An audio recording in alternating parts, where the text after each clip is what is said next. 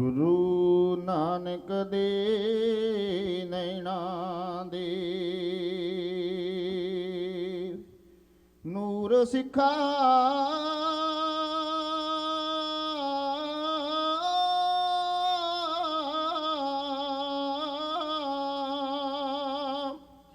ਸਦਾ ਲਈ ਹੈ ਦੁਨੀਆ ਆਬਾਦ ਤੇਰੀ। ਲੱਖਾਂ ਪਿੰਜਰਿਆਂ ਵਿੱਚ ਤੂੰ ਬੰਦ ਹੋਇਆ, ਫਿਰ ਵੀ ਰਹੀਏ ਰੂਹ ਆਜ਼ਾਦ ਤੇਰੀ। ਓ ਤਾਰਾ ਤੂੰ ਦਸ਼ਮੇਸ਼ ਦੀ ਆਖਦਾ ਏ,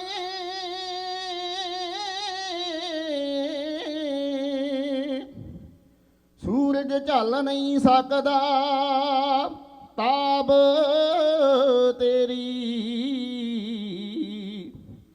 ਜੋਰਾਵਰ ਤੇ ਫਤਿਹ ਦੇ ਸੀਸ ਉੱਤੇ ਰੱਖੀ ਦੁਲਿਆ ਗਈ ਬੁਨਿਆਦ ਤੇਰੀ। ਜਾਂ ਜਿੱਤਣਾ ਜਾਂ ਸ਼ਹੀਦ ਹੋਣਾ, ਇਹ ਧਾਰ ਕੇ ਮੱਲ ਮੈਦਾਨ ਲੈਂਦੇ। ਜਾਂ ਜਿੱਤਣਾ ਜਾਂ ਸ਼ਹੀਦ ਹੋਣਾ, ਇਹ ਧਾਰ ਕੇ ਮੱਲ ਮੈਦਾਨ ਲੈਂਦੇ। ਜਾਂ ਮਰ ਜਾਣਾ ਜਾਂ ਮਾਰ ਦੇਣਾ, ਅਣਖੀ ਸੂਰਮੇ ਦਿਲ ਵਿੱਚ ਧਾਰ ਲੈਂਦੇ। ਅੱਗੇ ਜ਼ਾਲਮਾਂ ਦੇ ਗੋਡੇ ਟੇਕਣੇ ਨਾ, ਜੂਝ ਜਾਵਣਾ ਕਰ ਬਚਨ ਪੁਗਾ ਲੈਂਦੇ। ਅਮਰਜੀਤ ਸਿਆਂ ਸਿੱਖੀ ਦੀ ਸ਼ਾਨ ਹੈ ਏ, ਸੀਨੇ ਜ਼ਾਲਮਾਂ ਦੇ ਸਾਵੇਂ ਤਾਣ ਲੈਂਦੇ। ਜੱਗ ਵਿੱਚ ਤੇਰੀ ਕੋਈ ਮਿਲਦੀ ਮਿਸਾਲ ਨਾ, ਤੇਰੇ ਵਾਂਗੂ ਸਿੰਘਾ ਕੋਈ ਕਾਲ ਸਕੇ ਕਾਲ ਨਾ। ਤੇਰੀ ਕੋਈ ਮਿਲਦੀ ਮਿਸਾਲ ਨਾ, ਤੇਰੇ ਵਾਂਗੂ ਸਿੰਘਾ ਕੋਈ ਕਾਲ ਸਕੇ ਕਾਲ ਨਾ। ਕਰਨ ਤੋਂ ਵੱਧ ਤੇਰੀ ਕਰਨੀ ਏ ਸਿੰਘਾ, ਕਰਨ ਤੋਂ ਵੱਧ ਤੇਰੀ ਕਰਨੀ ਏ ਸਿੰਘਾ। ਪੂਰਾ ਕਰੇ ਬੋਲ ਕੱਢ ਕੇ ਜ਼ਬਾਨ ਚੋਂ, ਜੱਗ ਤੋਂ ਨਿਆਰੀ ਤੇਰੀ ਸ਼ਾਨ ਖਾਲਸਾ। ਧਰਮ ਤੈਨੂੰ ਲੱਗਦਾ ਪਿਆਰਾ ਜਾਣ ਤੋਂ। ਜੱਗ ਤੋਂ ਨਿਆਰੀ ਤੇਰੀ ਸ਼ਾਨ ਖਾਲਸਾ, ਧਰਮ ਤੈਨੂੰ ਲੱਗਦਾ ਪਿਆਰਾ ਜਾਣ ਤੋਂ। ਚਰਖੜੀ ਨੇ ਤੈਨੂੰ ਰੂਹ ਵਾਂਗੂ ਪਿੰਜਿਆ, ਧਰਮ ਦਾ ਬਗੀਚਾ ਸੁੱਚੇ ਖੂਨ ਨਾਲ ਸਿੰਜਿਆ। ਖੂਨ ਚਰਖੜੀ ਨੇ ਤੈਨੂੰ ਰੂਹ ਵਾਂਗੂ ਪਿੰਜਿਆ, ਕੌਮ ਦਾ ਬਗੀਚਾ ਸੁੱਚੇ ਖੂਨ ਨਾਲ ਸਿੰਜਿਆ।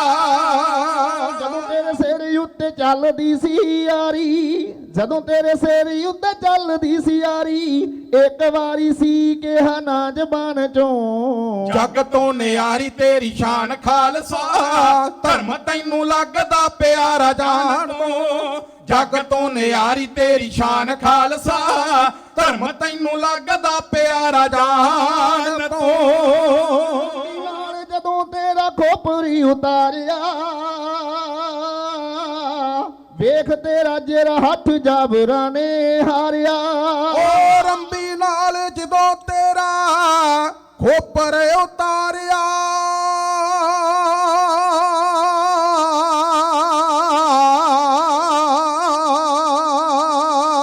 ਰੰਬੀ ਨਾਲ ਜਦੋਂ ਤੇਰਾ ਖੋਪਰ ਉਤਾਰਿਆ,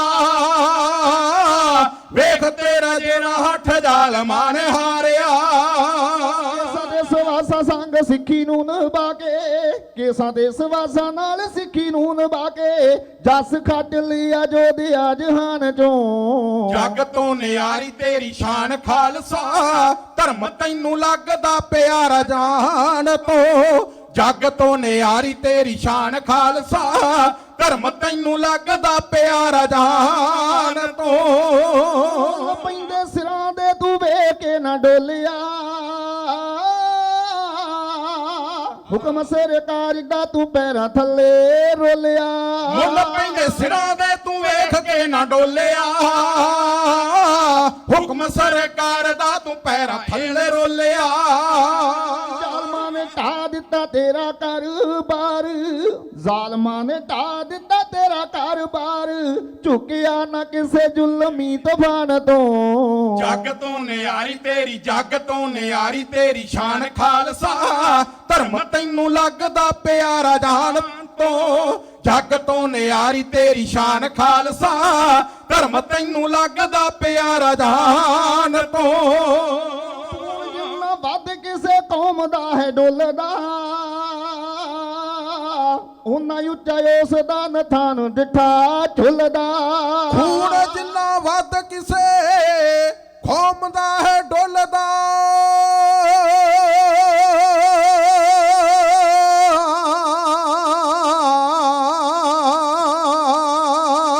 ਖੂਨ ਜਿੰਨਾ ਵੱਧ ਕਿਸੇ ਕੌਮ ਦਾ ਹੈ ਡੁੱਲਦਾ, ਉਹਨਾਂ ਉੱਚਾ ਉਸ ਦਾ ਨਿਸ਼ਾਨ ਡਿੱਠਾ ਝੁੱਲਦਾ।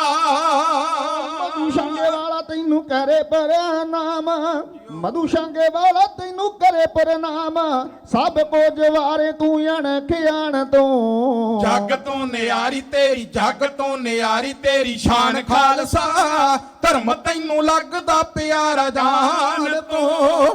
ਜੱਗ ਤੋਂ ਨਿਆਰੀ ਤੇਰੀ ਸ਼ਾਨ ਖਾਲਸਾ, ਧਰਮ ਤੈਨੂੰ ਲੱਗਦਾ ਪਿਆਰਾ ਜਾਨ ਤੋਂ। ਧਰਮ ਤੈਨੂੰ ਲੱਗਦਾ ਪਿਆਰਾ ਜਾਨ ਤੋਂ, ਧਰਮ ਤੈਨੂੰ ਲੱਗਦਾ ਪਿਆਰਾ ਜਾਨ ਤੋਂ।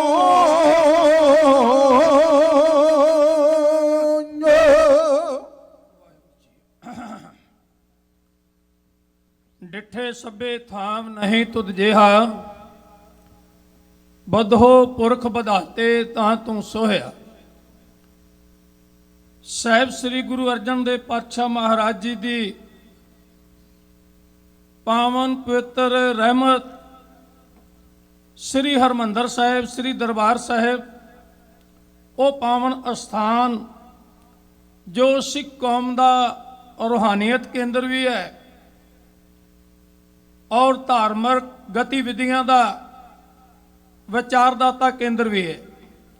ਉਸ ਸਥਾਨ ਤੇ 1984 ਵਿੱਚ ਹੋਏ ਦਿੱਲੀ ਸਰਕਾਰ ਦੇ ਹਮਲੇ ਵਜੋਂ ਜਿਹੜੇ ਸਿੰਘਾਂ ਨੇ ਸ਼ਹਾਦਤਾਂ ਪਾਈਆਂ, ਆਪਣਾ ਲਹੂ ਡੋਲਿਆ, ਉਸ ਦੀ ਅਜ਼ਮਤ ਦੀ ਰਾਖੀ ਵਾਸਤੇ ਉਹਨਾਂ ਦੀ ਪਵਿੱਤਰ ਕੁਰਬਾਨੀ ਨੂੰ ਯਾਦ ਕਰਦਿਆਂ ਇਹ ਪ੍ਰੋਗਰਾਮ ਚੱਲ ਰਹੇ ਨੇ ਗੁਰਦੁਆਰਾ ਦਸ਼ਮੇਸ਼ ਦਰਬਾਰ ਵਿਖੇ। ਧੰਨ ਧੰਨ ਗੁਰੂ ਗ੍ਰੰਥ ਸਾਹਿਬ ਮਹਾਰਾਜ ਜੀ ਦੀ ਰਹਿਮਤ ਸਦਕਾ ਜਿੱਥੇ ਆਪ ਇੱਥੇ ਪਹੁੰਚ ਕੇ ਵਿਦਵਾਨਾਂ ਨੂੰ ਸਰਵਣ ਕਰਦੇ ਹੋ, ਉੱਥੇ ਚੈਨਲ ਪੰਜਾਬੀ ਦੇ ਮਾਧਿਅਮ ਰਾਹੀਂ ਘਰ ਬੈਠਿਆਂ ਵੀ ਇਸ ਪ੍ਰੋਗਰਾਮ ਦਾ ਲਾਹਾ ਆਨੰਦ ਪ੍ਰਾਪਤ ਕਰਦੇ ਹੋ।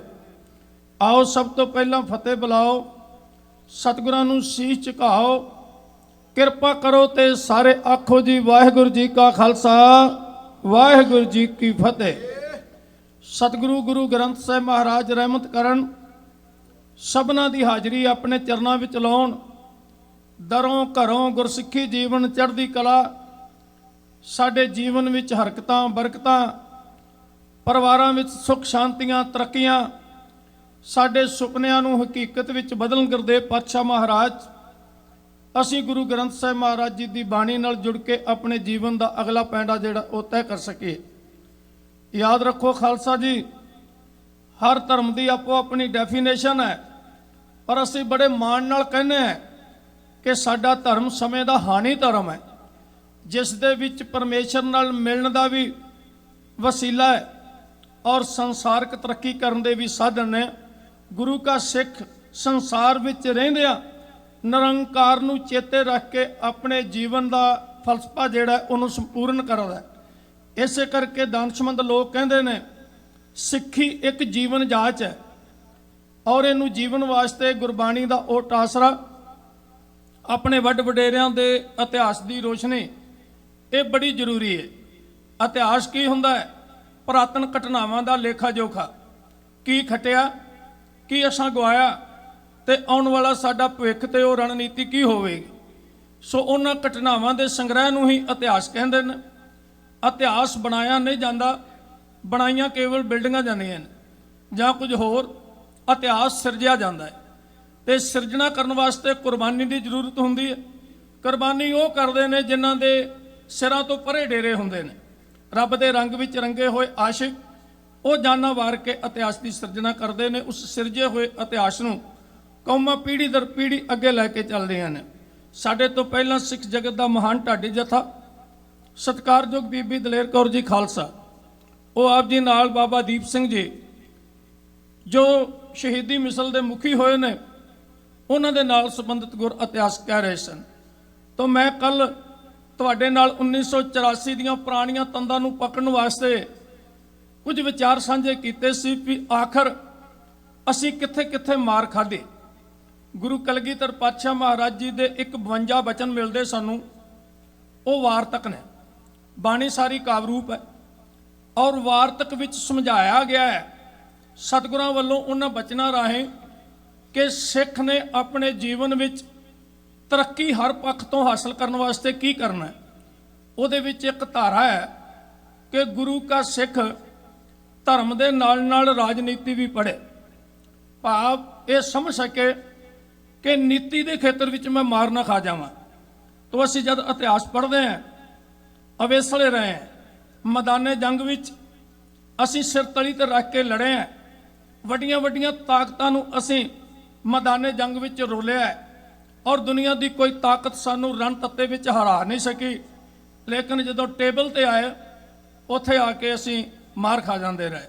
ਇੱਕ ਵਾਰੀ ਨਹੀਂ, ਬਹੁਤ ਵਾਰੀ ਇਸ ਤਰ੍ਹਾਂ ਹੋਇਆ ਜਿੱਥੇ ਜਾ ਕੇ ਅਸੀਂ ਕੁਝ ਪ੍ਰਾਪਤ ਕਰਨਾ ਸੀ, ਉੱਥੇ ਜਾਂ ਤਾਂ ਅਸੀਂ ਜਜ਼ਬਾਤਾਂ 'ਚ ਵਹਿ ਜਾਂਦੇ ਰਹੇ ਜਾਂ ਫਿਰ ਲੋਕ ਸਾਡਾ ਨਜਾਇਜ਼ ਫਾਇਦਾ ਉਠਾ ਲੈਂਦੇ ਰਹੇ। ਨਿੱਕੀ ਜੀ ਆਧਾਰ ਨਾਲ ਮੈਂ ਗੱਲ ਸ਼ੁਰੂ ਕਰਾਂਗਾ। ਬੇਸ਼ੱਕ ਉਸ ਵਕਤ ਦੇ ਹਾਲਾਤ ਕਿਸ ਤਰ੍ਹਾਂ ਦੇ ਵੀ ਹੋਣ, ਪਰ ਜਦੋਂ 1783 ਵਿੱਚ ਸਰਦਾਰ ਬਘੇਲ ਸਿੰਘ, ਸਰਦਾਰ ਜੱਸਾ ਸਿੰਘ ਰਾਮਗੜੀਆ, ਜੱਸਾ ਸਿੰਘ ਆਹਲੂਵਾਲੀਆ ਮੰਨੇ ਹੋਏ ਜਰਨੈਲ ਸੀ, ਉਦੋਂ ਦਿੱਲੀ ਫਤਿਹ ਕੀਤੀ। ਉਸ ਵੇਲੇ ਮੁਗਲ ਰਾਜ ਕਮਜ਼ੋਰ ਸੀ, ਅਹਿਮਦ ਸ਼ਾਹ ਅਬਦਾਲੀ ਮਰ ਚੁੱਕਾ ਸੀ 1772 ਵਿੱਚ। ਅਕਸਰ ਅਸੀਂ ਕਈ ਵਾਰੀ ਕਹਿੰਦੇ ਹਾਂ ਕਿ ਜਿੰਨੇ ਹਰਮੰਦਰ ਸਾਹਿਬ ਤੇ ਅਟੈਕ ਕੀਤਾ 153 ਦਿਨ ਨਹੀਂ ਕੱਢੇ, ਇਹਦੇ ਵਿੱਚ ਬਹੁਤਾ ਕੁਝ ਸੁਣਿਆ ਸੁਣਾਇਆ ਕਹਿ ਜਾਂਦੇ ਹਾਂ। ਜਹਾਨ ਖਾਨ ਜਿਹਦੀ ਬਾਬਾ ਦੀਪ ਸਿੰਘ ਨਾਲ ਟੱਕਰ ਹੋਈ, ਉਹ 1770 ਚ ਮਰਿਆ। ਅਬਦਾਲੀ 1772 ਚ ਮਰਿਆ। 83 ਵਿੱਚ ਅਸੀਂ ਦਿੱਲੀ ਫਤਿਹ ਕੀਤੀ। ਉਸ ਵਕਤ ਜੇ ਅਸੀਂ ਭਾਵਨਾਵਾਂ ਵਿੱਚ ਨਾ ਵਹਿੰਦੇ ਤੇ ਇਧਰੋਂ ਕੋਈ ਖਤਰਾ ਨਹੀਂ ਸੀ, ਅੰਗਰੇਜ਼ ਅਜੇ ਬਿਲਕੁਲ ਆਏ ਹੀ ਸੀ, ਉਹਨਾਂ ਦੀ ਵੀ ਕੋਈ ਤਾਕਤ ਨਹੀਂ ਸੀ। ਸਾਰਾ ਹਿੰਦੁਸਤਾਨ ਸਿੱਖਾਂ ਦੇ ਪੈਰਾਂ ਥੱਲੇ ਸੀ ਔਰ ਵਕਤ ਦੇ ਬਾਦਸ਼ਾਹ ਨੂੰ ਕੈਦ ਕਰਕੇ ਉਹਦੇ ਮਤਹਿਤ ਜਿੰਨੇ ਅਫਸਰ ਸੀ ਉਹਨਾਂ ਦੀ ਛੁੱਟੀ ਕਰਕੇ ਆਪਦੇ ਅਫਸਰ ਥਾਪ ਕੇ ਸਿੱਖ ਰਾਜ ਦਾ ਐਲਾਨ ਕਰ ਦਿੰਦੇ। ਇਤਿਹਾਸ ਕਿਸੇ ਹੋਰ ਢੰਗ ਨਾਲ ਲਿਖਿਆ ਜਾਂਦਾ। ਪਰ ਉਸ ਵਕਤ ਇੱਕ ਬੀਬੀ ਆਈ, ਉਸ ਨੂੰ ਅੱਗੇ ਕੀਤਾ ਨੀਤੀਵਾਨਾਂ ਨੇ। ਉਹਨੇ ਆਖਿਆ ਮੈਂ ਤਾਂ ਤੁਹਾਡੀ ਭੈਣ ਹੈ ਔਰ ਖਾਲਸਾ ਤੇ ਖੁਦ ਖੁਦਾ ਹੈ, ਤੁਹਾਡਾ ਤੇ ਸਾਰਾ ਧਰਤੀ ਤੇ ਰਾਜ ਹੋਣਾ, ਤੁਸੀਂ ਦਿੱਲੀ ਕੀ ਕਰਨੀ ਹੈ। ਬਸ ਭਾਵਨਾਵਾਂ ਦੇ ਵੇਗ ਵਿੱਚ ਵਹਿ ਕੇ ਜਿੱਤਿਆ ਹੋਇਆ ਦਿੱਲੀ ਦਾ ਕਿਲਾ ਫਿਰ ਛੱਡ ਦਿੱਤਾ ਤੇ ਕੁਝ ਵਾਅਦੇ ਕਰਕੇ ਵਾਪਸ ਆ ਗਏ। ਔਰ ਉਸ ਵਕਤ ਪੂਰੇ ਦੇਸ਼ ਵਿੱਚ ਸਿੱਖ ਰਾਜ ਦਾ ਝੰਡਾ ਝੁਲ ਸਕਦਾ ਸੀ, ਕਿਉਂਕਿ ਉਸ ਵਕਤ ਦੀ ਭੂਗੋਲਿਕ ਸਥਿਤੀ, ਰਣਨੀਤੀ ਇਹ ਗੱਲ ਕਹਿੰਦੀ ਸੀ। 47 ਤੱਕ ਆ ਜਾਈਏ ਤੇ ਬੜੀ ਮੋਟੀ ਜੀ ਗੱਲ ਆ, ਜਿਹੜੇ ਸਾਡੇ ਪੁਰਾਣੇ ਬਜ਼ੁਰਗ ਕਹਿੰਦੇ ਆ ਵੀ ਸਿੱਖ ਲੀਡਰਾਂ ਨੇ ਮਾਰ ਖਾਧੀ। ਅੰਗਰੇਜ਼ ਨੇ 3 ਧਿਰਾਂ ਮੰਨ ਲਈਆਂ ਸੀ, ਪਰ ਸਾਡੇ ਲੀਡਰ ਇਹ ਫੈਸਲਾ ਨਾ ਕਰ ਸਕੇ। ਹਰ ਵਾਰੀ ਉਹ ਨਹਿਰੂ ਦੀਆਂ ਗੱਲਾਂ 'ਚ ਆ ਗਏ। ਤਾਂ ਚਲਾਕ ਬਾਣੀਏ ਨੇ, ਚਲਾਕ ਨੀਤੀਵਾਨ ਬੰਦੇ ਨੇ ਵਾਅਦਾ ਇਸ ਨਾਲ ਢੰਗ ਨਾਲ ਕੀਤਾ ਵੀ ਇਹ ਧਰਮ ਦੇ ਜਜ਼ਬਾਤਾਂ ਵਿੱਚ ਵਹਿ ਜਾਂਦੇ ਆ। ਉਹਨੇ ਗੁਰੂ ਗ੍ਰੰਥ ਸਾਹਿਬ ਮਹਾਰਾਜ ਜੀ ਦਾ ਓਟ ਆਸਰਾ ਲੈ ਕੇ ਆਖਿਆ, ਗੁਰੂ ਕਿਉਂ ਸਿੱਖੋ, ਮੈਨੂੰ ਕੋਈ ਇਤਰਾਜ਼ ਨਹੀਂ, ਜਮਨਾ ਤੋਂ ਲੈ ਕੇ ਤੁਹਾਡਾ ਮਲਤਾਨ ਤੱਕ ਇੱਕ ਰਾਜ ਖਿੱਤਾ ਭਾਗ ਹੋਵੇ ਖੁਦ ਮੁਖਤਿਆਰ, ਉੱਥੇ ਤੁਸੀਂ ਆਜ਼ਾਦੀ ਦਾ ਨਿੱਘ ਮਾਣ ਸਕੋ ਤੇ ਕੋਈ ਕਾਨੂੰਨ ਤੁਹਾਡੀ ਮਰਜ਼ੀ ਤੋਂ ਬਿਨਾਂ ਨਹੀਂ ਬਣੇਗਾ ਔਰ ਮੈਂ ਤੁਹਾਨੂੰ ਵਾਅਦਾ ਦਵਾਉਣਾ। ਤੇ ਮਹਾਤਮਾ ਗਾਂਧੀ ਨੇ ਤੇ ਇੱਥੋਂ ਤੱਕ ਕਹਿਤਾ ਵੀ ਜੇ ਅਸੀਂ ਮੁੱਕਰ ਜਾਈਏ ਤੇ ਤੁਸੀਂ ਤਲਵਾਰ ਕੱਢ ਕੇ ਸਾਡੇ ਵਿਰੁੱਧ ਹੋ ਸਕਦੇ ਹੋ। ਭਾਵ ਇਹ ਵੀ ਨੀਤੀ ਨਾਲ ਇਹਨਾਂ ਨੂੰ ਵਰਤ ਲਈਏ ਤੇ ਇਹ ਮੁੜ ਕੇ ਸੰਘਰਸ਼ ਕਰਦੇ ਰਹਿਣ। ਸੋ ਉਹਨਾਂ ਵਾਅਦਿਆਂ ਵਿੱਚ ਸਾਡੇ ਲੀਡਰ ਆ ਗਏ ਔਰ ਆਖਰੀ ਮੀਟਿੰਗ ਇੰਗਲੈਂਡ ਵਿੱਚ ਹੋਈ ਔਰ ਇੱਥੋਂ ਤੱਕ ਅੰਗਰੇਜ਼ ਨੇ ਕਹਿਤਾ, ਬਲਦੇਵ ਸਿੰਘ ਜੇ ਤੁਸੀਂ 2 ਦਿਨ ਰੁਕ ਜਾਓ ਤੇ ਤੁਹਾਡੀ ਕਿਸਮਤ ਬਦਲੀ ਜਾ ਸਕਦੀ ਹੈ। ਐਡਾ ਭੋਲਾ ਬਾਦਸ਼ਾਹ ਨਿਕਲਿਆ। ਇਹ ਗੱਲ ਵੀ ਨਹਿਰੂ ਨੂੰ ਦੱਸ ਦਿੱਤੀ। ਉਸੇ ਵਕਤ ਨਹਿਰੂ ਨੇ ਪੱਟੀ ਪੜਾਤੀ, ਕਹਿੰਦਾ ਅਸੀਂ ਜੋ ਕੁਝ ਲੈਣਾ ਉਹ ਇਹਨਾਂ ਕੋਲੋਂ ਲੈ ਲਵਾਂਗੇ, ਤੁਸੀਂ ਸਾਡਾ ਦੇਸ਼ ਛੱਡ ਕੇ ਚਲੇ ਜਾਓ। ਤਾਂ ਅੰਗਰੇਜ਼ ਪਹਿਲਾਂ ਹੀ ਚਾਹੁੰਦਾ ਸੀ ਇਸ ਦੇਸ਼ ਦੇ ਟੋਟੇ ਕਰਨੇ, ਪਰ ਕਿਤੇ ਕਿਤੇ ਉਹਦੇ ਦਿਲ ਵਿੱਚ ਸੀ, ਕਿਉਂਕਿ ਜਿਹੜੀ ਪਹਿਲੀ ਵਰਲਡ ਵਾਰ ਲੱਗੀ ਹੈ ਉਹਦੇ ਵਿੱਚ ਉਹਨੇ ਸਿੱਖਾਂ ਨੂੰ ਪਰਖਿਆ ਸੀ ਵੀ ਇਹ ਇੱਕ ਬਹਾਦਰ ਕੌਮ ਹੈ ਔਰ ਉਹਦੀਆਂ ਬਣਾਈਆਂ ਹੋਈਆਂ ਰੈਜੀਮੈਂਟਾਂ ਪਿਓਰ ਸਿੱਖ ਨਾਲ ਜਾਣੀਆਂ ਜਾਂਦੀਆਂ ਅੱਜ ਵੀ।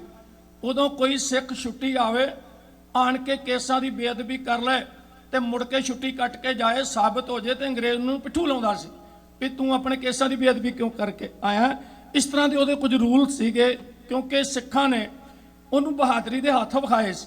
1897 ਵਿੱਚ ਸਾਰਾਗੜ੍ਹੀ ਜਦੋਂ 10,000 ਫੌਜ 21 ਬੰਦਿਆਂ ਨੂੰ ਆਣ ਪਈ ਤੇ ਸਰਦਾਰ ਈਸ਼ਰ ਸਿੰਘ ਜੀ ਦੀ ਅਗਵਾਈ ਵਿੱਚ ਉਸ 10,000 ਫੌਜ ਦਾ ਮੁਕਾਬਲਾ ਕਰਦੇ ਉਹ ਸਾਰੇ ਸ਼ਹੀਦ ਤਾਂ ਹੋ ਗਏ, ਲੇਕਿਨ ਉਹਨਾਂ ਦੁਸ਼ਮਣ ਸਾਹਮਣੇ ਗੋਡੇ ਨਹੀਂ ਟੇਕੇ। ਅੰਗਰੇਜ਼ ਅੱਜ ਵੀ ਫਰਾਂਸ ਦੇ ਵਿੱਚ ਇਹ ਕਹਾਣੀ ਪੜ੍ਹਾਈ ਜਾਂਦੀ ਹੈ, ਲੇਕਿਨ ਉਹਦੇ ਦਿਲ ਵਿੱਚ ਸੀ ਇਸ ਬਹਾਦਰ ਕੌਮ ਦਾ ਕੁਝ ਮਾਨ ਸਨਮਾਨ ਕਰ ਜਾਵਾਂ, ਪਰ ਲੀਡਰਸ਼ਿਪ ਸਾਡੀ ਮਾਰ ਖਾ ਗਈ ਔਰ ਜੰਗ ਜਿੱਤ ਕੇ ਹਾਰ ਜਾਣਾ ਇਹ ਸਾਡੀ ਆਦਤ ਰਹੀ ਹੈ। ਤਾਂ ਇਹਦਾ ਦੁਖਾਂਤ ਕੌਮ ਨੂੰ ਲੰਮੇ ਸਮੇਂ ਤੱਕ ਭੁਗਤਣਾ ਪਿਆ। ਉਹ ਸਮੇਂ ਵੀ ਸਾਡੇ ਨਾਲ ਇਸ ਤਰ੍ਹਾਂ ਹੋਇਆ, ਅਸੀਂ ਵਿਕ ਗਏ ਜਾਂ ਇੰਜ ਕਹਿ ਲਓ ਕਿ ਅਸੀਂ ਉਹਨਾਂ ਦੀਆਂ ਗੱਲਾਂ 'ਚ ਆ ਗਏ, ਭਾਵਨਾਵਾਂ 'ਚ ਬਹਿ ਗਏ। ਤੇ ਜਿਹੜੀ ਗੱਲ ਗੁਰੂ ਕਲਗੀਧਰ ਨੇ 52 ਬਚਨਾਂ 'ਚ ਕਹੀ ਸੀ ਵੀ ਧਰਮ ਦੇ ਨਾਲ ਨਾਲ ਸਿੱਖ ਨੂੰ ਰਾਜਨੀਤੀ ਵੀ ਪੜ੍ਹਨੀ ਚਾਹੀਦੀ ਹੈ, ਉਹ ਅਸੀਂ ਨਹੀਂ ਪੜ੍ਹੀ। ਅੱਜ ਤੱਕ ਅਸੀਂ ਇਹਨਾਂ ਗੱਲਾਂ 'ਚ ਬਹਿੰਦੇ ਆਏ। ਗੁਰੂ ਗ੍ਰੰਥ ਸਾਹਿਬ ਮਹਾਰਾਜ ਜੀ ਦੀ ਬੇਅਦਬੀ ਤੋਂ ਬਾਅਦ ਜੇ ਸਭ ਤੋਂ ਵੱਡਾ ਇਕੱਠ ਹੋਇਆ ਤੇ 10-12 ਲੱਖ ਦਾ ਚੱਬੇ ਦੀ ਧਰਤੀ ਤੇ ਐਡਾ ਵੱਡਾ ਸਰਬੱਤ ਖਾਲਸਾ ਕਦੇ ਨਹੀਂ ਹੋਇਆ। ਉਹਦੇ ਵਿੱਚੋਂ ਕੱਢਿਆ ਕੀ ਅਸੀਂ? ਕੁਝ ਵੀ ਨਹੀਂ। ਸੋ ਇਸ ਤਰ੍ਹਾਂ ਜਜ਼ਬਾਤਾਂ ਵਿੱਚ ਵਹਿ ਜਾਣਾ, ਪਰ ਇੱਕ ਨੀਤੀ ਤੋਂ ਕੰਮ ਲੈਣਾ, ਬੌਧਿਕ ਫੈਸਲੇ ਲੈਣੇ, ਇਹ ਇੱਕ ਵੱਖਰਾ ਦਿਸ਼ਾ ਹੁੰਦੀ ਹੈ। ਤੋਂ 47 ਤੋਂ ਬਾਅਦ ਅਸੀਂ ਉੱਜੜ ਗਏ। ਉਧਰ ਵਾਲੇ ਇਧਰ ਵਾਲਿਆਂ ਨੂੰ ਯਾਦ ਕਰਕੇ ਰੋਂਦੇ ਰਹੇ, ਇਧਰ ਵਾਲੇ ਉਧਰ ਵਾਲਿਆਂ ਨੂੰ ਯਾਦ ਕਰਕੇ ਰੋਂਦੇ ਰਹੇ ਔਰ ਦੋਨਾਂ ਪੰਜਾਬਾਂ ਦੇ ਵਸਨੀਕ ਨਹੀਂ ਸੀ ਚਾਹੁੰਦੇ ਅਸੀਂ ਵੰਡੇ ਜਾਈਏ। ਅੱਜ ਵੀ ਜਿਹੜੇ ਜਥੇ ਨਨਕਾਣਾ ਸਾਹਿਬ ਜਾਂਦੇ ਆ ਉੱਥੇ ਪੁਰਾਣੇ ਬਜ਼ੁਰਗ ਆਉਂਦੇ 85 ਸਾਲਾਂ ਦੇ, ਉਹ ਆਵਾਜ਼ਾਂ ਮਾਰਦੇ ਆ, ਉਹ ਕੋਈ ਸਾਡੇ ਜ਼ਿਲ੍ਹੇ ਹੁਸ਼ਿਆਰਪੁਰ ਚੋਂ ਨਹੀਂ ਆਇਆ, ਕੋਈ ਗੁਰਦਾਸਪੁਰ ਚੋਂ ਨਹੀਂ ਆਇਆ, ਉਹ ਸਾਡਾ ਫਲਾਣਾ ਪਿੰਡ ਹੁੰਦਾ ਸੀ। ਇਦਾਂ ਹੀ ਸਾਡੇ ਪੁਰਾਣੇ ਬਜ਼ੁਰਗ ਆਪਣੇ ਇਲਾਕਿਆਂ ਨੂੰ ਉਹਨਾਂ ਨੂੰ ਯਾਦ ਕਰ ਕਰਕੇ ਰੋਂਦੇ ਆ। ਔਰ ਉਹ ਜਦ ਕਹਾਣੀਆਂ ਮੈਂ ਪੜ੍ਹਦਾ ਤੇ ਦਰਦ ਹੁੰਦਾ ਹੈ ਕਿਸ ਤਰ੍ਹਾਂ ਪੰਜਾਬ ਨੂੰ ਵੰਡਿਆ ਗਿਆ। ਔਰ ਸਭ ਤੋਂ ਵੱਡੀ ਗੱਲ, ਜਿਸ ਬੰਦੇ ਨੇ ਵੰਡ ਕਰਨੀ ਸੀ ਲਾਰਡ ਮਾਊਂਟਬੈਟਨ, ਉਹ ਕਦੇ ਪੰਜਾਬ ਗਿਆ ਹੀ ਨਹੀਂ। ਉਹਨੂੰ ਇਹ ਦੇਤਾ ਵੀ ਤੂੰ ਵੰਡ ਕਰ ਦੇ, ਉਹਨੇ ਫਿਰ ਆਪਣੀ ਮਰਜ਼ੀ ਨਾਲ ਕਰਤੀ। ਮਿਸਟਰ ਜਨਾਹ ਤੇ ਜਵਾਹਰ ਲਾਲ ਨਹਿਰੂ ਦੋਵੇਂ ਇਹ ਕਲਾਸ ਫੈਲੋ ਨੇ, ਦੋਵੇਂ ਵਕੀਲ ਨੇ ਤੇ ਦੋਵਾਂ ਨੇ ਇੱਕ ਵੀ ਕੇਸ ਨਹੀਂ ਲੜਿਆ ਤੇ ਦੋਵੇਂ ਬੇਈਮਾਨ ਹਿੰਦੂ ਤੇ ਬੇਈਮਾਨ ਮੁਸਲਮਾਨ ਨੇ। ਨਾ ਉਹ ਸੱਚਾ ਮੁਸਲਮਾਨ ਸੀ ਨਾ ਉਹ ਸੱਚਾ ਮੁਸਲਮਾਨ ਸੀ, ਲੇਕਿਨ ਆਜ਼ਾਦੀ ਤੋਂ ਬਾਅਦ ਦੋਵੇਂ ਹੀ ਆਪੋ ਆਪਣੇ ਮੁਲਕਾਂ ਵਿੱਚ ਹੀਰੋ ਬਣ ਗਏ ਤੇ ਜਿਹੜੇ ਕੁਰਬਾਨੀਆਂ ਕਰਨ ਵਾਲੇ ਸੀ ਉਹ ਵਿਚਾਰੇ ਰਹਿ ਗਏ ਫਿਰ ਉਸੇ ਵਾਏ ਜੋਗੇ। ਔਰ ਆਓ ਪੰਜਾਬ ਦਾ ਦੁਖਾਂਤ, ਉਦੋਂ ਬਾਅਦ ਦੀ ਕਹਾਣੀ। ਸਾਡੇ ਪੰਜਾਬ ਨੂੰ ਮਾਲਕ ਨੇ ਬੜਾ ਵਧੀਆ ਮੌਸਮ ਦਿੱਤਾ, ਧਰਤੀ ਦਿੱਤੀ ਹੈ। ਅੱਜ ਵੀ ਅਸੀਂ ਦਾਅਵਾ ਕਰਦੇ ਹਾਂ ਕਿ ਪੰਜਾਬ ਵਰਗੀ ਜ਼ਮੀਨ ਕਿਤੇ ਨਹੀਂ ਹੈ, ਪਰ ਸਾਨੂੰ ਸਿਸਟਮ ਨੇ ਮਾਰ ਦਿੱਤਾ। ਅਸੀਂ ਸਭ ਕੁਝ ਹੁੰਦਿਆਂ ਹੋਇਆਂ ਵੀ ਕੰਗਾਲ ਹੋ ਗਏ। ਔਰ ਸਾਵਣ ਦਾ ਮਹੀਨਾ ਹੈ, ਕਾਲੀਆਂ ਘਟਾ ਚੜੀਆਂ ਹੋਈਆਂ ਨੇ, ਉਹਨਾਂ ਦੇ ਅੱਗੋਂ ਦੀ ਬਗਲਿਆਂ ਦੀਆਂ ਡਾਰਾਂ ਲੰਘ ਰਹੀਆਂ ਨੇ ਤੇ ਐਤਵਾਰ ਚੌਥਾ ਹੈ, ਇਹਨੂੰ ਸਾਵਿਆਂ ਦਾ ਐਤਵਾਰ ਕਹਿੰਦੇ ਨੇ। ਪਿੱਪਲਾਂ ਨਾਲ ਪੀਂਘਾਂ ਪਈਆਂ ਹੋਈਆਂ ਨੇ, ਮੁੰਡੇ ਕਬੱਡੀ ਖੇਡ ਰਹੇ ਨੇ, ਬਜ਼ੁਰਗ ਬਾਪੂ ਆਪਣੇ ਪਿੱਪਲਾਂ ਥੱਲੇ ਗੱਪਾਂ ਮਾਰ ਰਹੇ ਨੇ ਔਰ ਪਿੰਡ ਦੀਆਂ ਮਟਿਆਰਾਂ ਇੱਕ ਦੂਜੀ ਨੂੰ ਨਾਲ ਲੈ ਕੇ ਤੀਆਂ ਝੂਟਣ ਜਾ ਰਹੀਆਂ ਨੇ, ਸਾਵਿਆਂ ਦੀਆਂ ਤੀਆਂ ਨੇ। ਪਿੰਡ ਵਿੱਚ ਇਸ ਤਰ੍ਹਾਂ ਦਾ ਮਾਹੌਲ ਬਣਿਆ ਹੋਇਆ ਜਿਵੇਂ ਮੇਲਾ ਹੋਵੇ। ਇੱਕ ਕੁੜੀ ਨੂੰ ਦੂਜੀ ਕੁੜੀ ਕਹਿੰਦੀ ਚੱਲ ਨਹੀਂ ਅੜੀਏ ਅੱਜ ਸਾਵੇਂ ਹੈ ਤੇ ਆਪਾਂ ਸਾਵੇਂ ਵੇਖਣ ਚੱਲੀਏ। ਉਹਨੇ ਅੱਖਾਂ ਵਿੱਚ ਹੰਝੂ ਭਰ ਕੇ ਜਵਾਬ ਦਿੱਤਾ, ਅੜੀਏ ਖੁਸ਼ੀਆਂ ਉਹਨਾਂ ਨੂੰ ਚੰਗੀਆਂ ਲੱਗਦੀਆਂ ਜਿਨ੍ਹਾਂ ਦੇ ਮਨ ਖੁਸ਼ ਹੋਣ, ਜਿਨ੍ਹਾਂ ਦਾ ਮਨ ਰੋਂਦਾ ਹੋਵੇ ਉਹਨਾਂ ਨੂੰ ਇਹ ਸਾਵੇਂ ਚੰਗੇ ਨਹੀਂ ਲੱਗਦੇ, ਉਹਨਾਂ ਨੂੰ ਇਹ ਬਹਾਰਾਂ ਚੰਗੀਆਂ ਨਹੀਂ ਲੱਗਦੀਆਂ। ਉਹਨੇ ਕਲਾਵੇ ਵਿੱਚ ਲੈ ਕੇ ਆਖਿਆ, ਨਹੀਂ ਮੇਰੀਏ ਭੈਣੇ ਕੀ ਦੁੱਖ ਹੈ ਤੈਨੂੰ? ਉਹਨੇ ਆਖਿਆ ਇੱਕ ਹੂਕ सी उठती है, एक दर्द सा होता है, मैं चुपके चुपके रोता हूँ जब आलम सोता है। अड़िए मैं कादे ना साਵੇਂ ਮਨਾਵਾਂ, ਨਾ ਮੇਰੀ ਸਕੀ ਮਾਂ ਰਹੀ, ਨਾ ਮੇਰਾ ਸਕਾ ਭਰਾ ਰਿਹਾ, ਨਾ ਮੇਰੀਆਂ ਭੈਣਾਂ, ਨਾ ਭਰਜਾਈਆਂ। ਉਸ ਕੁੜੀ ਨੇ ਉਹਦੇ ਹੰਝੂਆਂ ਨੂੰ ਪੂੰਝ ਕੇ ਆਖਿਆ, ਨਹੀਂ ਅੜੀਏ ਐਡਾ ਵੱਡਾ ਦਰਦ ਤੇਰੇ ਨਾਲ ਹੋਇਆ ਕੀ ਹੈ? ਉਹਨੇ ਆਖਿਆ 1947 ਦੀ ਵੰਡ ਨੇ ਸਾਥੋਂ ਸਭ ਕੁਝ ਖੋਲਿਆ। ਮੈਂ 8 ਸਾਲਾਂ ਦੀ ਸਾਂ ਜਦੋਂ ਸਾਡਾ ਕਾਫਲਾ ਸਰਗੋਧੇ ਤੋਂ ਤੁਰਿਆ ਸੀ, ਰਾਹ ਵਿੱਚ ਮੁਸਲਮਾਨ ਲਟੇਰਿਆਂ ਦੇ ਕਾਬੂ ਆ ਗਿਆ ਔਰ ਇੱਕ ਇੱਕ ਕਰਕੇ ਮੇਰੇ ਘਰ ਦੇ ਜੀ ਮਾਰ ਦਿੱਤੇ ਗਏ। ਮੈਂ ਝਾੜੀਆਂ ਓਲੇ ਲੁੱਕ ਕੇ ਵੇਂਦੀ ਰਹੀ, ਪਰ ਮੇਰੇ ਸੀਨੇ ਵਿੱਚ ਉਹ ਜ਼ਖਮ ਅੱਜ ਵੀ ਸਿਮਦਾ ਹੈ ਜਦ ਵੀ ਕਿਤੇ ਯਾਦ ਆਉਂਦੀ ਹੈ ਔਰ ਮੈਨੂੰ ਕੁਝ ਵੀ ਚੰਗਾ ਨਹੀਂ ਲੱਗਦਾ। ਉਹ ਭੈਣਾਂ ਭਰਾਵਾਂ ਨੂੰ ਯਾਦ ਕਰਕੇ ਮੈਂ ਰੋਂਦੀ ਹਾਂ। 1947 ਦੇ ਦੁਖਾਂਤ ਤੋਂ ਬਾਅਦ ਉਹ ਕੁੜੀ ਆਪਣੀ ਸਹੇਲੀ ਨੂੰ ਆਪਣੇ ਦਿਲ ਦਾ ਦਰਦ ਜਿਵੇਂ ਦੱਸਦੀ ਹੈ, ਨੀਤੀਵਾਨਾਂ ਦੇ ਪਾਏ ਹੋਏ ਪਵਾੜੇ ਆਮ ਮਨੁੱਖਤਾ ਵਾਸਤੇ ਕਿਵੇਂ ਜ਼ਖਮ ਬਣ ਜਾਂਦੇ ਨੇ, ਇਉਂ ਬੇਨਤੀ ਕੀਤੀ ਜਾਈ। ਦਿਨ ਐਤਵਾਰ ਮਾਂ ਸਾਵਣ ਸੀ, ਹਰ ਘਰ ਵਿੱਚ ਖਿੜੀ ਬਹਾਰ ਦਿਸੇ, ਹਰ ਦਿਲ ਤੇ ਖੁਸ਼ੀਆਂ ਟਹਿਕ ਰਹੀਆਂ ਸੀ ਜੋਬਨ ਨਵਾਂ ਨਿਖਾਰ ਦਿਸੇ ਕੁੜੀਆਂ ਪੀਂਗਾ ਝੂਟ ਰਹੀਆਂ ਕਿਤੇ ਭੰਗੜੇ ਗਿੱਧੇ ਪੈਰੇ ਸਨ ਕਿਤੇ ਝੁੰਡ ਨੱਚਣ ਮੁਟਿਆਰਾਂ ਦੇ ਜੋਬਨ ਸੰਗ ਜੋਬਨ ਖੈਰੇ ਸਨ ਐਤਵਾਰ ਮਹਾਂ ਸਾਵਣ ਸੀ ਹਰ ਘਰ ਵਿੱਚ ਖਿੜੀ ਬਹਾਰ ਦਿਸੇ ਹਰ ਦਿਲ ਤੇ ਖੁਸ਼ੀਆਂ ਟਹਿਕ ਰਹੀਆਂ ਸੀ ਜੋਬਨ ਨਵਾਂ ਨਿਖਾਰ ਦਿਸੇ ਕੁੜੀਆਂ ਪੀਂਗਾ ਝੂਟ ਰਹੀਆਂ ਕਿਤੇ ਭੰਗੜੇ ਗਿੱਧੇ ਪੈਰੇ ਸਨ ਕਿਤੇ ਝੁੰਡ ਨੱਚਣ ਮੁਟਿਆਰਾਂ ਦੇ ਜੋਬਨ ਸੰਗ ਜੋਬਨ ਖੈਰੇ ਸਨ ਖੀਰਾਂ ਪੂੜੇ ਪੱਕਣ ਪਏ ਦਿਨ ਆਏ ਸਨ ਹਰਿਆਲੀ ਦੇ ਮਸਤੀ ਸੀ ਮਸਤ ਜਵਾਨਾਂ ਦੇ ਦਿਨ ਤੱਕ ਕੇ ਤੇ ਖੁਸ਼ਹਾਲੀ ਦੇ 4 ਵਜੇ ਜਦ ਸ਼ਾਮ ਪਈ ਇੱਕ ਲੜਕੀ ਕਹੇ ਸਹੇਲੀ ਨੂੰ ਚੱਲ ਸਾਵੇਂ ਵੇਖਣ ਚਲੀਏ ਨੀ ਕਿਉਂ ਛੱਡ ਜਾ ਭੈਣ ਅਕੇਲੀ ਨੂੰ ਗੱਲ ਸੁਣ ਕੇ ਭੈਣ ਪਿਆਰੀ ਦੀ ਗੱਲ ਸੁਣ ਕੇ ਭੈਣ ਪਿਆਰੀ ਦੀ ਦਿਲ ਭਰਿਆ ਹੰਝੂ ਕਿਰਨ ਪਏ ਜੋ ਸਾਕੇ ਬੀਤੇ ਸੀ ਪਿਛਲੇ ਅੱਖੀਆਂ ਦੇ ਅੱਗੇ ਫਿਰਨ ਨੀ ਪਏ ਭੈਣੇ ਸਾਵੇਂ ਸਾਵਿਆਂ ਦੇ ਅਸੀਂ ਸਾਵੇਂ ਨਹੀਂ ਅਧੂਰੇ ਹਾਂ ਨਾ ਭੈਣ ਭਰਾ ਨਾ ਮਾਂ ਪਿਓ ਹੈ ਹਰ ਔਕੜ ਦੇ ਵਿੱਚ ਪੂਰੇ ਹਾਂ ਫਿਰ ਪੁੱਛਿਆ ਭੈਣ ਸਹੇਲੀ ਨੇ ਸੱਚ ਦੱਸੀ ਨੀ ਕੀ ਹੋਇਆ ਏ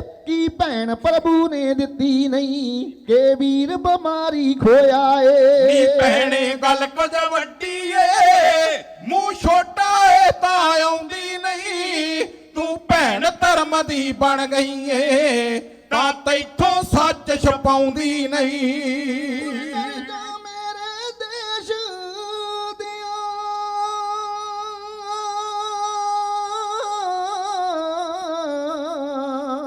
ਖੁਦ ਗਰਜਾਂ ਮੇਰੇ ਦੇਸ਼ ਦੀਆਂ ਜਦੋਂ ਵੰਡ ਦੇਸ਼ ਦੀ ਕੀਤੀ ਸੀ ਮੈਂ ਕੱਲੀ ਨਹੀਂ ਕੁੱਲ ਦੁਨੀਆ ਤੇ ਸੱਚ ਦੱਸਾਂ ਨੀ ਜੋ ਬੀਤੀ ਸੀ ਸਿੱਖ ਹਿੰਦੂ ਮੁਸਲਮ ਪਾਈ ਸਨ ਖੁਦ ਗਰਜਾਂ ਨੇ ਅਗਲਾ ਦਿੱਤੀ ਚੌਧਰ ਦੇ ਭੁੱਖੇ ਚੌਧਰੀਆਂ ਮਜਬਾਂ ਦੀ ਲਾਈਨ ਵਿਛਾ ਦਿੱਤੀ ਇੱਕ ਦੇਸ਼ ਦੇ ਟੁਕੜੇ ਦੋ ਕੀਤੇ ਇੱਕ ਦੇਸ਼ ਦੇ ਟੁਕੜੇ ਦੋ ਕੀਤੇ ਇੱਕ ਹਿੰਦ ਤੇ ਪਾਕਿਸਤਾਨ ਬਣੇ ਖੁਦ ਗਰਜੇ ਆਦਮੀ ਜਿਹੜੇ ਸੀ ਛੱਡ ਧਰਮ ਤੇ ਨਿਰੇ ਸ਼ੈਤਾਨ ਬਣੇ ਫਿਰ ਛੇੜਤੀ ਲੋਟੂਆਂ ਨੇ ਇੱਕ ਦੂਜੇ ਤੇ ਤਲਵਾਰ ਚੱਲੇ ਸਿੱਖ ਮੁਸਲਮਾਨ ਤੇ ਹਿੰਦੂ ਤੇ ਫਿਰ ਆਮੋ ਸਾਹਮਣੇ ਵਾਰ ਚਲੇ ਘਰ ਦੇ 10 ਜੀ ਪੂਰੇ ਸਾਂ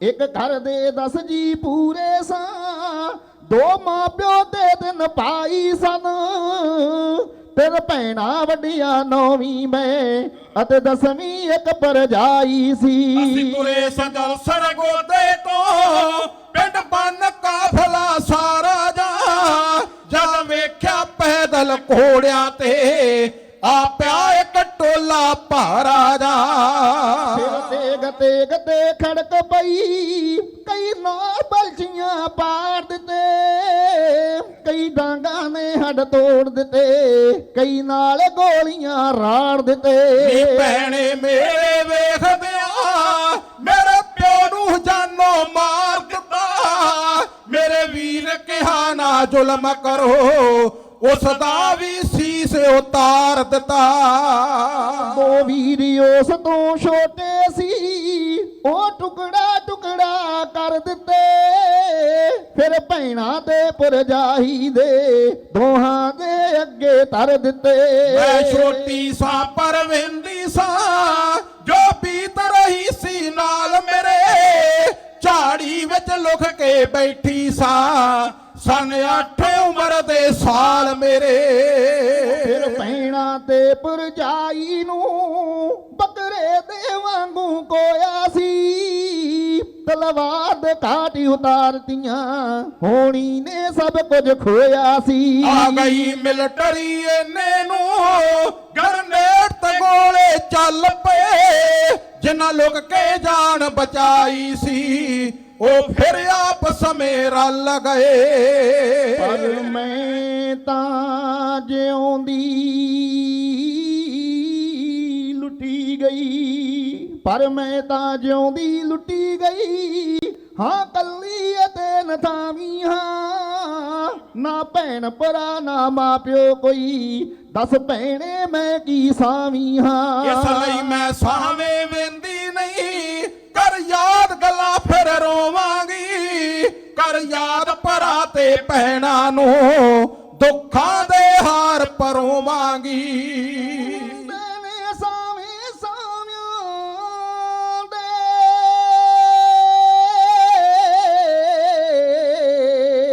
ਹੁੰਦੇ ਨੇ ਸਾਵੇਂ ਸਾਵਿਆਂ ਦੇ ਨਹੀਂ ਮਿਲਦਾ ਤਾਵਨ ਤਾਵਿਆਂ ਨੂੰ ਦਿਲ ਰੋਵੇ ਹੋ ਕੇ ਪਰਦਾ ਏ ਦੱਸ ਮੈਂ ਕੀ ਆਖਾਂ ਸਾਵਿਆਂ ਨੂੰ ਦੱਸ ਮੈਂ ਕੀ ਆਖਾਂ ਸਾਵਿਆਂ ਨੂੰ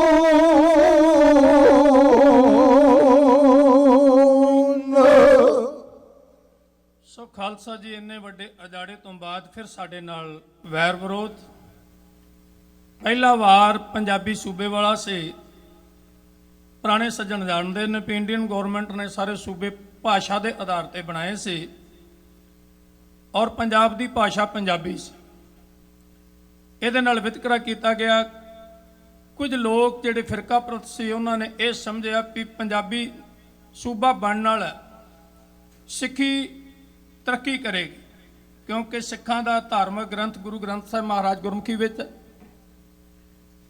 ਔਰ ਇਹਦਾ ਧਰਮ ਨਾਲ ਸੰਬੰਧ ਜੋੜ ਕੇ ਇਹਦਾ ਵਿਰੋਧ ਕੀਤਾ ਗਿਆ ਪੰਜਾਬ ਦੀ ਧਰਤੀ ਤੇ ਰਹਿਣ ਵਾਲੇ ਪੰਜਾਬ ਦਾ ਖਾਣ ਵਾਲੇ ਪੰਜਾਬ ਤੋਂ ਕਮਾਈ ਕਰਨ ਵਾਲੇ ਜਦ ਮਰਦਮਸ਼ੁਮਾਰੀ ਆਈ ਉਹਨਾਂ ਨੂੰ ਪੁੱਛਿਆ ਗਿਆ ਤੁਹਾਡੀ ਬੋਲੀ ਕਿਹੜੀ ਉਹ ਕਹਿੰਦੇ ਹਿੰਦੀ ਪੰਜਾਬੀ ਭਾਸ਼ਾ ਤੋਂ ਮੁਨੱਕਰ ਹੋ ਗਿਆ ਇਹ ਪਹਿਲਾ ਵਿਤਕਰਾ ਸੀ ਸਾਰੀਆਂ ਸਟੇਟਾਂ ਨੂੰ ਭਾਸ਼ਾ ਦੇ ਆਧਾਰ ਤੇ ਵੰਡ ਦਿੱਤਾ ਪਰ ਪੰਜਾਬ ਨਾਲ ਨਫ਼ਰਤ ਉਹਦਾ ਕਾਰਨ ਪੰਜਾਬੀਆਂ ਦੇ ਨਾਲ ਦਿਲੋਂ ਈਰਖਾ ਸੀ ਵੀ ਇਹ ਸਿਰ ਉੱਚਾ ਚੱਕ ਕੇ ਜਿਉਣ ਦੀ ਹਿੰਮਤ ਨਾ ਰੱਖਣ ਮੋਰਚੇ ਲੱਗ ਗਏ ਕਈ ਵਾਰੀ ਗ੍ਰਿਫਤਾਰੀਆਂ ਹੋਈਆਂ ਪਰ ਕਿਸੇ ਵੀ ਕੀਮਤ ਤੇ ਦਿੱਲੀ ਸਰਕਾਰ ਇਹਨੂੰ ਪੰਜਾਬੀ ਦੇ ਆਧਾਰ ਤੇ ਭਾਸ਼ਾ ਦੇ ਆਧਾਰ ਤੇ ਸੂਬਾ ਨਹੀਂ ਸੀ ਬਣਨ ਦੇਣਾ ਚਾਹੁੰਦੇ 1965 ਵਿੱਚ ਇਹ ਜੰਗ ਚਰਮ ਸੀਮਾ ਤੇ ਸੀ ਉਸ ਤੋਂ ਪਹਿਲਾਂ 61 ਵਿੱਚ ਬਾਬਾ ਫਤਿਹ ਸਿੰਘ ਸ਼੍ਰੋਮਣੀ ਅਕਾਲੀ ਦਲ ਦੇ ਉਹ ਲੀਡਰ ਸਨ ਉਹਨਾਂ ਨੇ ਮਰਨ ਵਰਤ ਰੱਖਿਆ ਪਰ ਮੁੜ ਕੇ ਵਿੱਚੇ ਭੰਗ ਕਰ ਦਿੱਤਾ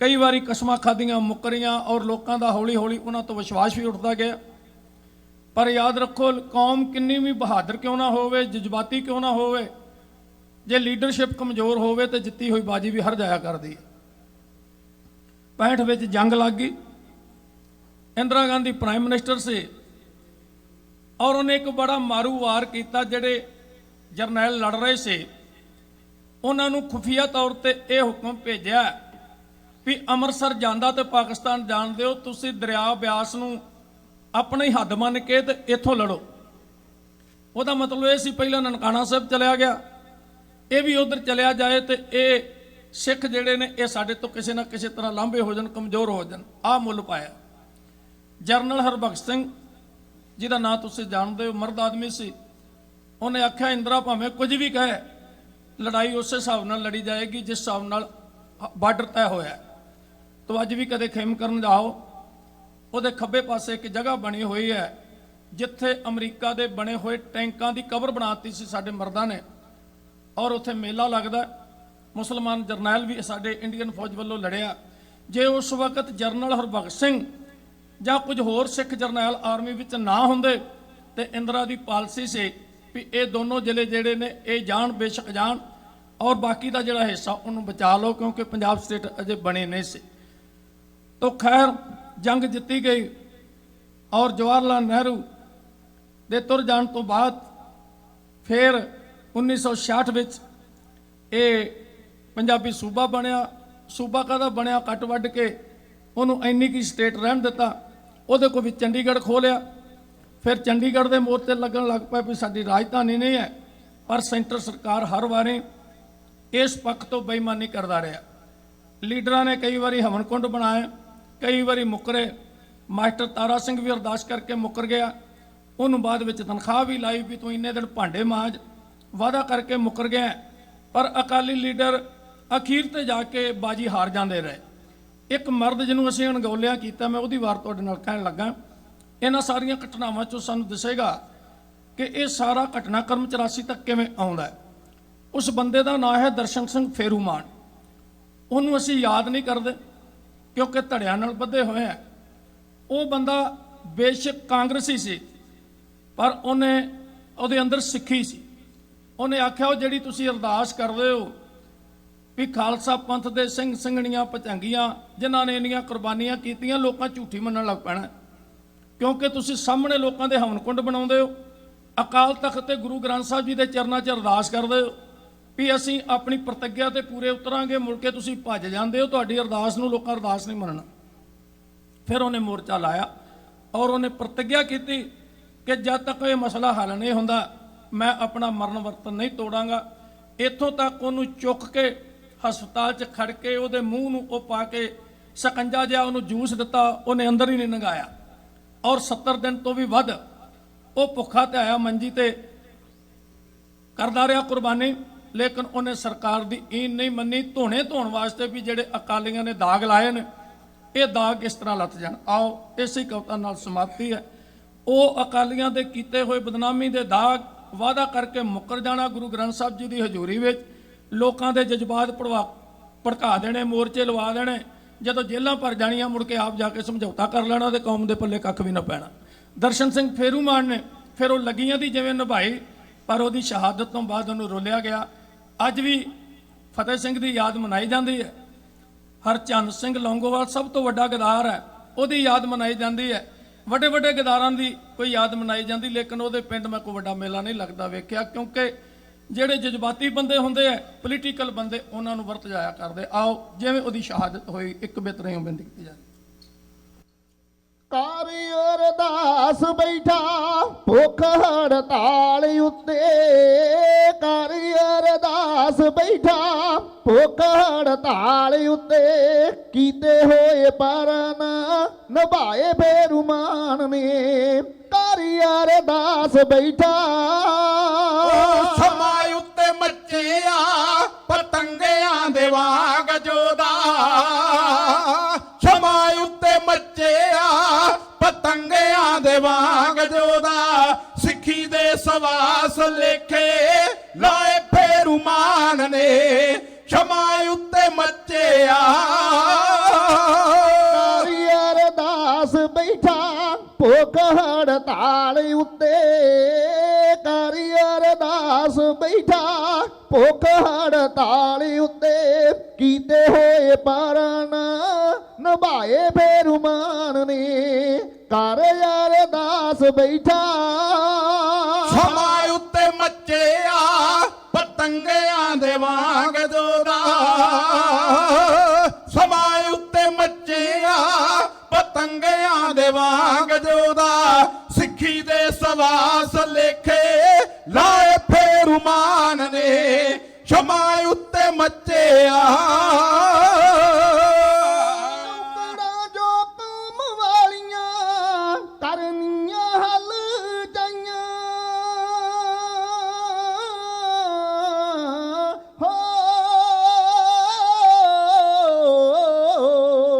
ਔਕੜਾ ਜੋ ਕੌਮ ਦੀਆਂ ਕਰਨੀਆਂ ਹੱਲ ਜਾਈਆਂ, ਔਕੜਾ ਜੋ ਕੌਮ ਦੀਆਂ ਕਰਨੀਆਂ ਹੱਲ ਜਾਈਆਂ, ਉੱਚੇ ਸੁੱਚੇ ਜਜ਼ਬੇ ਵਿਖਾਏ ਫੇਰੂਮਾਨ ਨੇ। ਔਕੜਾ ਜੋ ਕੌਮ ਦੀਆਂ ਕਿੰਨਾ ਹੈ ਦਰਦ ਉਹਦੇ ਦਿਲ ਵਿੱਚ ਕੌਮ ਦਾ ਲਈ, ਕਿੰਨਾ ਹੈ ਦਰਦ ਉਹਦੇ ਦਿਲ ਵਿੱਚ ਕੌਮ ਦੇ ਲਈ, ਆਪਾ ਵਾਰ ਜਜ਼ਬੇ ਵਿਖਾਏ ਫੇਰੂਮਾਨ ਨੇ। ਕਿੰਨਾ ਹੈ ਦਰਦ ਉਹਦੇ ਹਕੀਕਤ ਸੱਚ ਦੀ ਉਠਾਈ ਸੀ ਆਵਾਜ਼ ਜੋ ਦੇ, ਹੱਕ ਅਤੇ ਸੱਚ ਦੀ ਉਠਾਈ ਸੀ ਆਵਾਜ਼ ਜੋਦੇ ਸੁੱਤੇ ਹੋਏ ਹਾਕਮ ਜਗਾਏ ਬੇਰੁਮਾਨ ਨੇ ਹੱਕ ਅਤੇ ਸੱਚ ਦੀ ਮਰਦਾਂ ਦੀ ਮੰਜ਼ਲ ਜ਼ਮਾਨੇ ਤੋਂ ਅਲੱਗ ਹੁੰਦੀ ਮਰਦਾਂ ਦੀ ਮੰਜ਼ਲ ਜ਼ਮਾਨੇ ਤੋਂ ਅਲੱਗ ਹੁੰਦੀ ਕਿਸੇ ਅਨਖੀਲੇ ਤੋਂ ਰਾਏ ਫੇਰੁਮਾਨ ਨੇ ਮਰਦਾਂ ਦੀ ਮੰਜ਼ਲ ਵੱਡਾ ਤਿਆਗ ਕੀਤਾ ਜ਼ਿੰਦਗੀ ਦਾ ਉਸ ਨੇ ਬਈ ਬੜਾ ਵੱਡਾ ਕੀਤਾ ਏ ਤਿਆਗੀ ਉਹਨੇ ਜ਼ਿੰਦਗੀ ਦਾ ਆਪਾਂ ਮਾਰ ਗੁਣ ਕਈ ਸਿਖਾਏ ਬੇਰੁਮਾਨ ਨੇ ਬੜਾ ਵੱਡਾ ਕੀਤਾ ਏ ਤੇ ਮਲਾਏ ਮਨ ਸੂਬੇ ਉਹਨੇ ਵੈਰੀਆਂ ਦੇ ਮਿੱਟੀ 'ਚ ਮਲਾਏ ਮਨ ਸੂਬੇ ਉਹਨੇ ਵੈਰੀਆਂ ਦੇ ਉਫਰਾਂ ਦੇ ਕਿਲੇ ਹੱਥੀ ਢਾਏ ਫੇਰੁਮਾਨ ਨੇ ਮਿੱਟੀ 'ਚ ਮਲਾਏ ਮਦਨ ਕਦੇ ਛੱਡਦੇ ਨਹੀਂ ਜੱਗ ਜਾਣੇ ਹੋ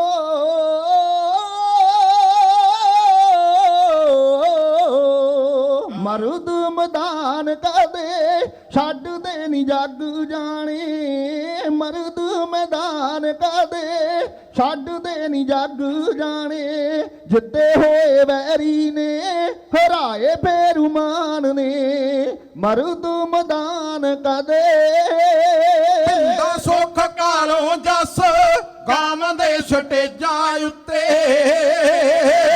ਪਿੰਡਾਂ ਸੁੱਖ ਕਾਲੋਂ ਜੱਸ ਗਾਵਾਂ ਦੇ ਸਟੇਜਾਂ ਉੱਤੇ ਲੱਗੇ ਹੋਏ ਦਾਗ ਨੇ ਮਟਾਏ ਫੇਰੁਮਾਨ ਨੇ ਪਿੰਡਾਂ ਸੁੱਖ ਕਾਲੋਂ ਜੱਸ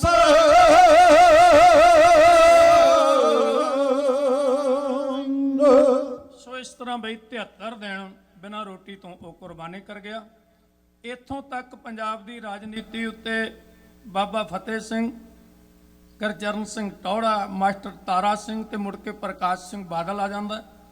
ਕਾਂਗਰਸ ਵੱਲੋਂ ਉਹਨਾਂ ਦੇ ਲੀਡਰ, ਲੇਕਿਨ ਦਮਦਮੀ ਟਕਸਾਲ ਕੇਵਲ ਇੱਕ ਧਾਰਮਿਕ ਜਥੇਬੰਦੀ ਵਜੋਂ ਕੰਮ ਕਰਦੀ ਹੈ, ਲੇਕਿਨ ਹਾਲੇ ਉਹ ਖਬਰਾਂ 'ਚ ਨਹੀਂ ਆਉਂਦੀ। ਅੱਗੇ ਜਾ ਕੇ ਉਹ ਕਿਵੇਂ ਫਿਰ ਖਬਰਾਂ ਦਾ ਹਿੱਸਾ ਬਣਦੀ ਹੈ, ਆਪ ਜੀ ਨਾਲ ਵਿਚਾਰ ਸਾਂਝੇ ਕਰਾਂਗੇ, ਕਿਉਂਕਿ ਕਈ ਵਾਰੀ ਕੁਝ ਗੱਲਾਂ ਅਸੀਂ ਤੱਥਾਂ ਤੋਂ ਬਿਨਾਂ ਕਹਿ ਜਾਂਦੇ ਹਾਂ। ਮੈਂ ਚਾਹੁੰਦਾ ਵੀ ਸਟੋਰੀ ਨੂੰ ਹੂ ਬਹੂ ਉਸ ਤਰ੍ਹਾਂ ਪੇਸ਼ ਕੀਤਾ ਜਾਏ ਜਿਸ ਤਰ੍ਹਾਂ ਹੈ, ਕਿਉਂਕਿ ਸਾਰਾ ਕੁਝ ਇਹ ਔਨ ਰਿਕਾਰਡ ਹੈ। ਜੇ ਅਸੀਂ ਝੂਠ ਬੋਲਾਂਗੇ, ਸਾਡੇ ਝੂਠ ਬੋਲਣ ਨਾਲ ਕਿਸੇ ਦੀ ਕੋਈ ਬਹੁਤੀ ਗੱਲ ਨਹੀਂ ਬਣ ਜਾਣੀ। ਜੋ ਸੱਚ ਹੈ ਉਹਨੂੰ